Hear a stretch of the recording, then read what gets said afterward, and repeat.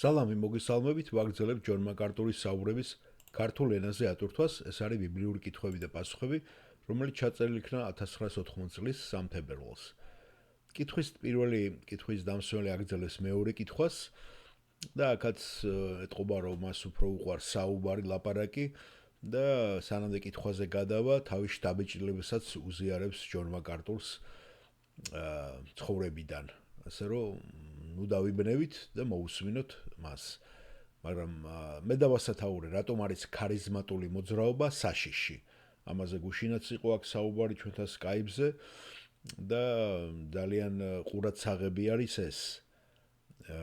ის როდესაც მე გავიხსენებ იმ ცნობილ გამოთქმას მარტინ ლუთერს როცა უთხრეს, რომ არ გეშინიაო, როდესაც შენ ამითი პანდორის ყუთს გახსნიო. როდესაც აძლევს საშუალებას უბრალო ადამიანებს, რომ მოახდინონ ბიბლიის ინტერპრეტაცია. და ჯონ მაკარტურიც ამას დაასახელებს მიზნად, თუ რა მოხდება მერეო და გარკვეული მონაცემებით მე ერთხელ გადავხედე 40,000-მდე დენომინაცია არის, ხო? და შუა საუკუნეებში ამას ბნელ საუკუნეებსაც უწოდებენ. ჯონ მაკარტური იხსენებს, რომ აკრძალული იყო და იცით რომ მხოლოდ ბიბლიურ სპეციალისტებს, თეოლოგებს უნდა მოეხდინათ ინტერპრეტაცია. და ჯონ მაკარტურიც, რა თქმა უნდა, ამას კრიტიკულად უყურებს, რომ ნებისმიერ ადამიანს შეუძლია აიღოს, მერე დაერქვას მოსე, წვერი მოუშვას, პლიაჟზე გაიაროს და უგცებ 50 მიმდევარი გაუჩნდებოდა. ამაზე გამახსენდა Forrest Gump-ი ფილმი. გახსოვთ Forrest Gump-ში ზუსტად ეს ნიუანსია გამოყენებული.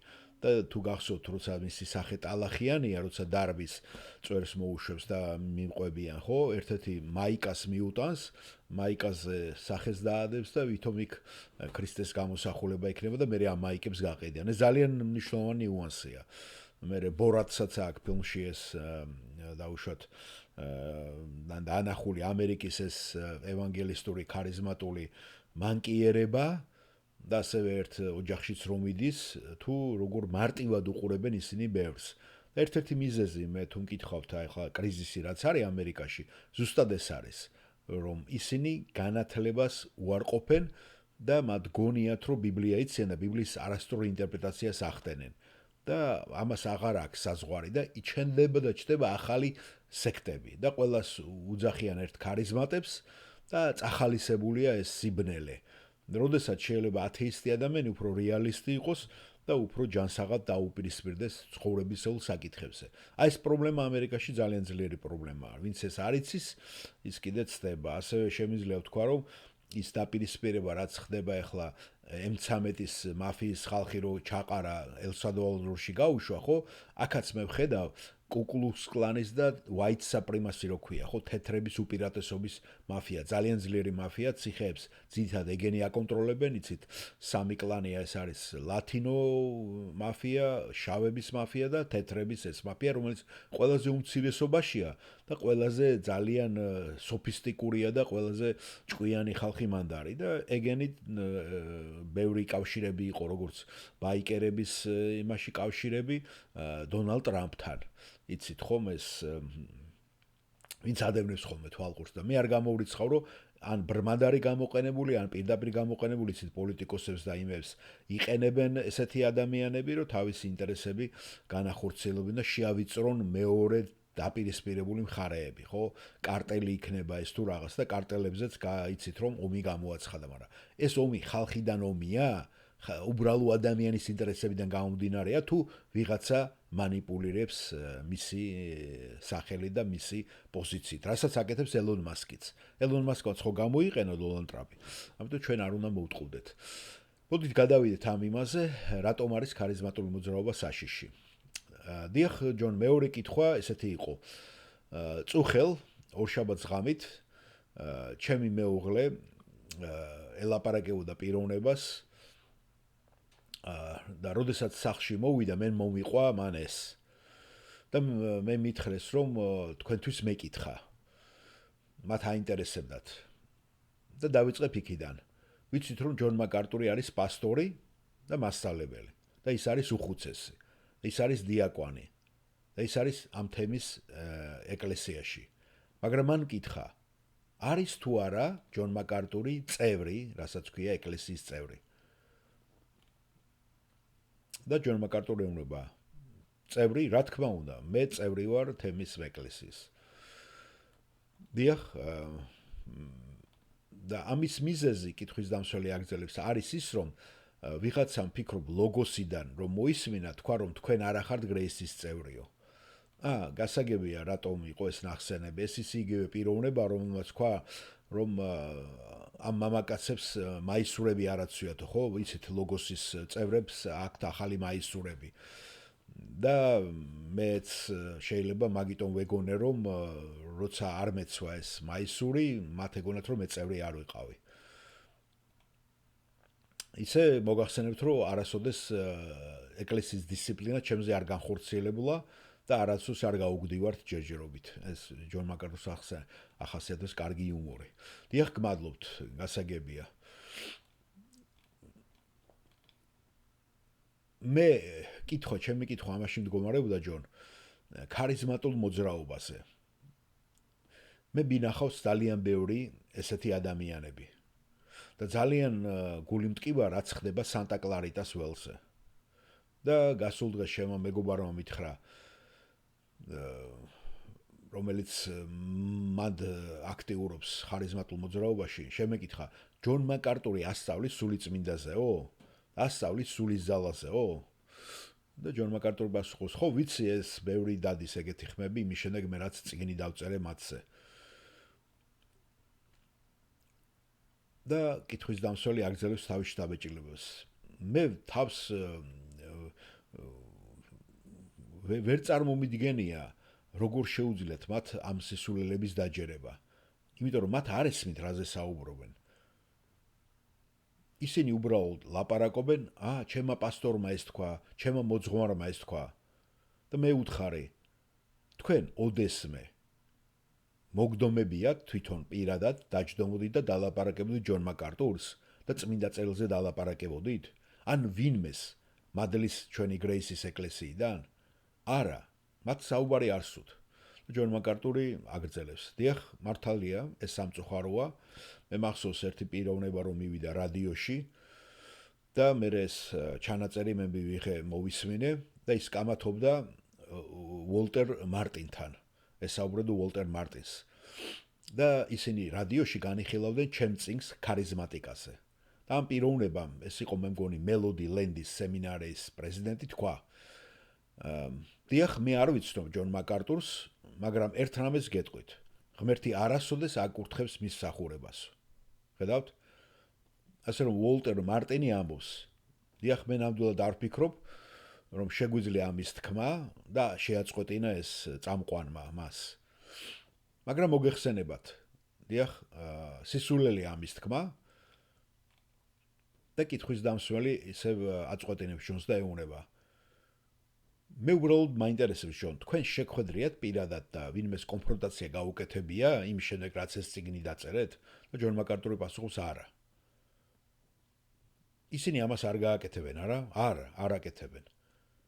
მე არასოდეს ყოფილ ვარ, არასოდეს მინახავს ვინმე, რომელსაც სერიოზულად ეს წიგნი გაეკრიტიკებინა. და გახსოვთ, ეს წიგნი მე დავწერე 1978 წელს. ეხლა უკვე 2 წელი არის გასული. და მე არასოდეს მომისმენია მასე რაიმე სერიოზული პასუხი.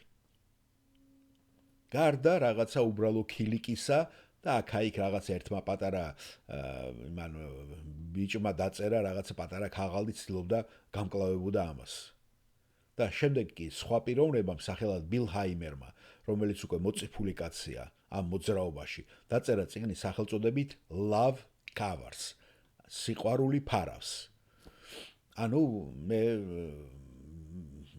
მომიწოდა სავით რომ თითქოს და სიყვარული ამასაც გადაფარავს. და მან დაუთმო თავის ჭინგში, ხო? თავის იმაში ჩემს წიგნის ამ პატარა ნაწილს. და მან თქვა, ქარიზმატები ჩვენ უნდა შევთანხმდეთ ერთ რამეზე, რომ ჯონ მაკარტურმა ჩვენ თითი მიგვანიშნა, რომ ჩვენ მოძრაობაში არის რეალური პრობლემებიო და ჩვენ ესენი უნდა გავითვალისწინოთო. თუ რას ამბობს იგი და რას გვაკრიტიკებსო. მაგრამ სამწუხაროდ ამ პიროვნების ეს საღი აზრი გაფრინდა როგორც ტყუის ბუშტი. და ეს გამოთქმა ტყვის ბუშტი, ხომ? მე არ ვიცოდი პირველად გავიგე და ამიტომ მადლობელი ვარ ამ საუბრებისა, რომ მეც ბევრ რაღაცას ვიგებ ინგლისურ სლენგებს და ინგლისურ განმარტებებს და როცა ჩავიხედე, ესეთი რამე არ არსებობს, ტყვის ბუშტი, ტყვისგან ბუშტს ვერ გააკეთებ. ეხლა მე მითბასტერიც ვინც იცის მითბასტერი, ხო? მითების დამანგრეველი ის არის ძალიან ცნობილი, მილიონობით გამომწერი ყავს და მე მაგას უყურები ხოლმე ტელევიზორშიც კიდევაც, მანაც აღწერა. მე შემიძლია ხა რაღაცა გარკვეულად ნივთიერებიდან, ნებისმიერი ნივთიერებიდან შემიძლია რაღაცა ბუშტი გავა და ჰაერი ჩავბერო, მაგრამ ესეთი რამე ტყვის ბუშტი, ამიტომ ამ გამოთქმას ხმარობენ, როდესაც არის რაღაცა ისეთი, რომელიც მაგალითად სასაცილო დარჩა. და ესეც არ გაითვალისწინეთ ამ კაცის ნათქვამი და ესეც ტყვის ბუშტის მსგავსად გაფრინდა. ანუ არ მიიღეს სერიოზულად. ამ კაცის კრიტიკა. ეს მინდოდა მე თქვა უბრალოდ სიტყვასთან განმარტები და კითხვის დამსვენელი ისე ვაგრძელეს. მე არ ვამბობ ჯონ რომ ყველა ქარიზმატულია, მაგრამ მე არ მინახავს ერთი ქარიზმატი, რომელმაც უფლის სიტყვა ნახევარი მაინც იცის იმდენი, რამდენიც თქვენ იცით და ჯონ მაკარტური. დიახ, ნება მომეცით, გითხრათ და ავღნიშნო ამასე. მოკლედ ისტორიული მიმოხილვაც მოგაწოდოთ. ეხლა ჩვენ რაცა გვაქვს დღეს ქრისტიანობაში, იცით ხომ რაც ხდება. ამას აქვს თავისი ახსნა.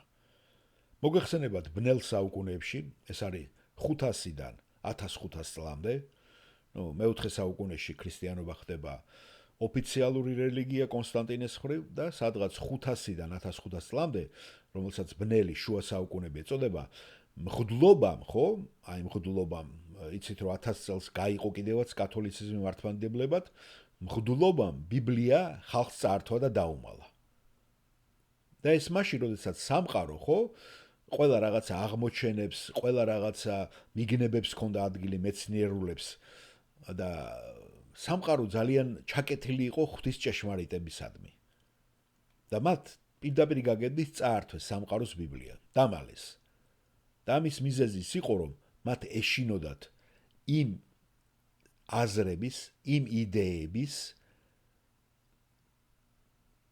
გავრცობა, რასაც შეიძლება ცალკეული ადამიანების ინტერპრეტაციას მოყოლოდა, როცა მათ ხელში ჩავარდებოდა. ხედავთ, გინდათ იცოდეს სიმართლე ამის შესახებ და მე მესმის, უნდა ვაღიარო, მე მესმის, რატომ გააკეთა ეს კათოლიკურმა ეკლესიამ. მე არ ვეთანხმები მას, მაგრამ მე მესმის, რატომ გააკეთეს ეს. და ტერმინი კათოლიციზმი მერე ხდება, იცით, უკვე როცა იყოფა დასავლური და აღმოსავლური, მაგრამ 500 წლიდან მოყოლება 1500 ჩათვლით, აქ უკვე ბიზანტიას მოიაზრება, ბიზანტიური ქრისტიანობაც. ხედავთ, როდესაც ვინმე იწყებდა ინტერპრეტაციას, თარგმნას, მოთარგმნას ამა თუ იმ ადგილების ბიბლიის, თქვენ გექნებოდათ ის, რაც დღეს აგვაქვს ჩვენ კულტებისა და სექტების. ad infinitum, an ad nauseum, ეს ლათინურად. ყველა ესეთი მსგავსი გაჩნდებოდა. და განსაკუთრებით უნდა ვაღვნიშნო, პროტესტანტებში ხო გითხარით, განსაკუთრებით ქარიზმატულ მოძრაობაში, რომელიც არის პროტესტანტულის ერთ-ერთი განშტოება, ეს არის ის, რომ ნებისმიერი, ნახეთ, ნებისმიერი ადამიანი იწყებს უკვე პრეტენზიას, ეს იესო მითხრა, ეს ნიშნავდა ამას, ღმერთმა მითხრა ეს ნიშნავდა ამას და მე არ მჭირდება სხვა რაიმე. არა აქვს მნიშვნელობა რა იცი, არა აქვს მნიშვნელობა როგორი წვრთნა გაქვს ჩატარებული, როგორი ტრეინინგი გაქვს ჩატარებული, ის ამბობს, მე იესო მეუნება ამას. რას ნიშნავს ეს?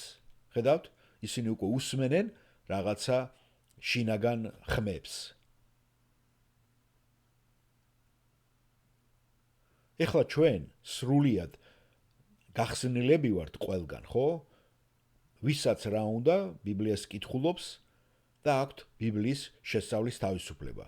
და ქარიზმატული მოძრაობა ამბობს, შეგიძლია წაიკითხო ბიბლია და იესო დაგელაპარაკება და სულიწმინდა გაგიძღვება და ასე და შემდეგ.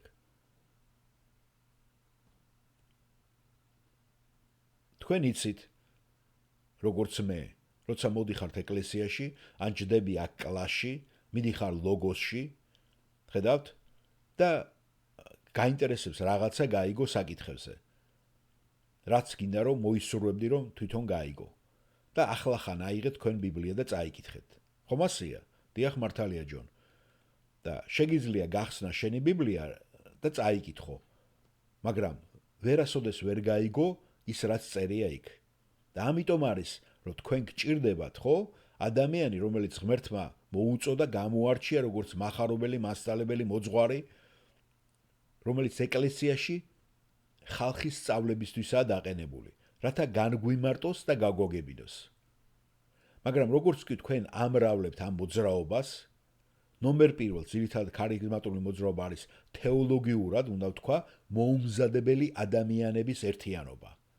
ისინი თეოლოგიურად მოუმზადებლები არიან, გაუნათლებლები არიან თეოლოგიურად. და ეს სრული სიმართლეა.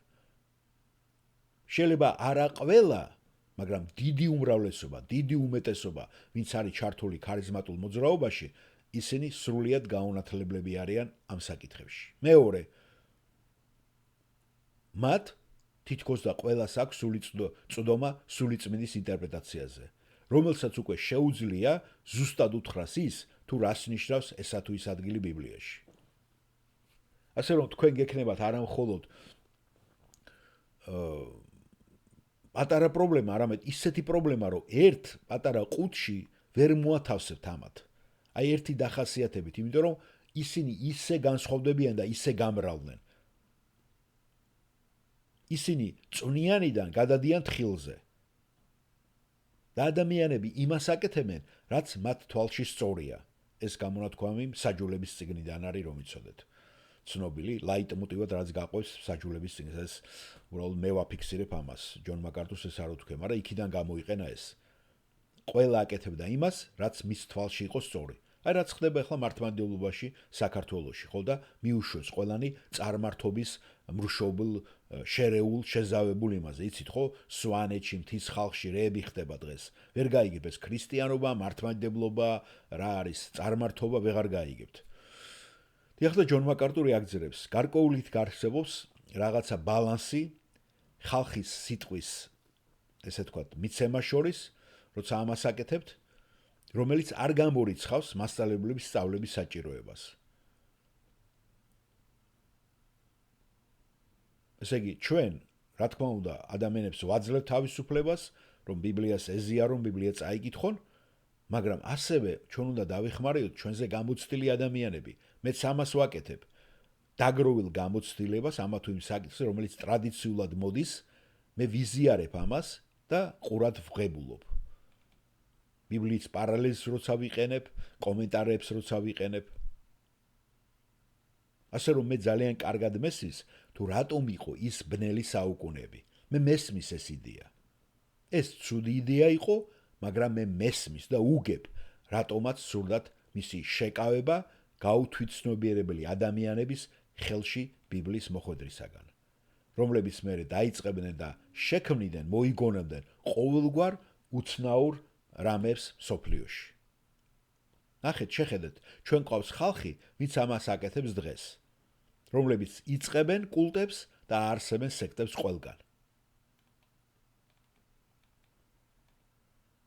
თქვენ იცით, თუ თქვენ აიღებთ ყველა ამ პიროვნებას, რომელიც მოდის და ხსნის ბიბლიას, იცით რომ მას შეუძლია მოიგონოს ახალ-ახალი იდეები.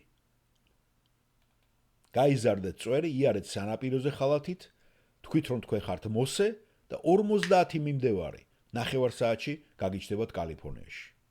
და უკვე თქვენ დაიწყეთ ეს მოძრაობა. ხედავთ? დიახ, მადლობა, ჯონ, გასაგებია, დაგლოცოს ღმერთმა.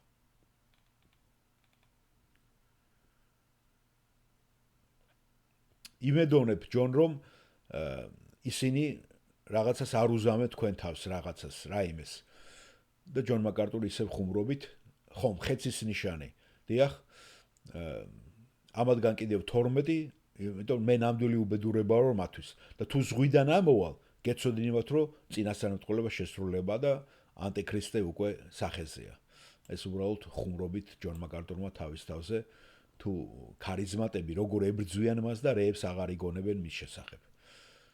მადლობთ და გადავალთ ჩვენ შემდეგ კითხვას.